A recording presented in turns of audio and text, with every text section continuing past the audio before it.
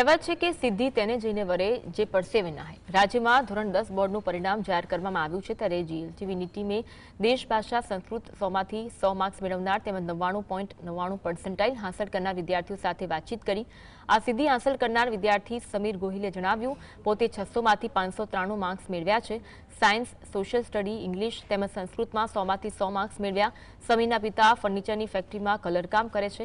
માતા પિતાનું સપનું હતું કે હું બોર્ડમાં પ્રથમ આવું, જે આજે પૂરું થયું। આગળ મારે કોમ્પ્યુટર એન્જિનિયર બનવું છે, ભવિષ્યમાં આઈઆઈટી બોમ્બેમાં એડમિશન મેળવવું છે।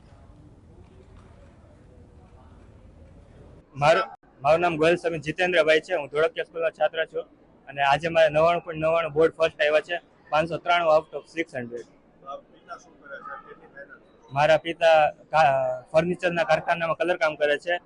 તેમની અપેક્ષા હતી કે હું 99.99 બોર્ડ ફર્સ્ટ લાવું, જે મેં આજે પૂરી કરી છે અને મને આજે ખૂબ ખુશી છે। મારી મહેનત તો એટલી હતી જેટલી મારા સ્કૂલની ધોળકિયા સ્કૂલની પણ હતી। મારા શિક્ષકોએ મારા પર ભરોસો દેખાડતા ત્યારે હું આજે આ રિઝલ્ટ લાવી શક્યો છું।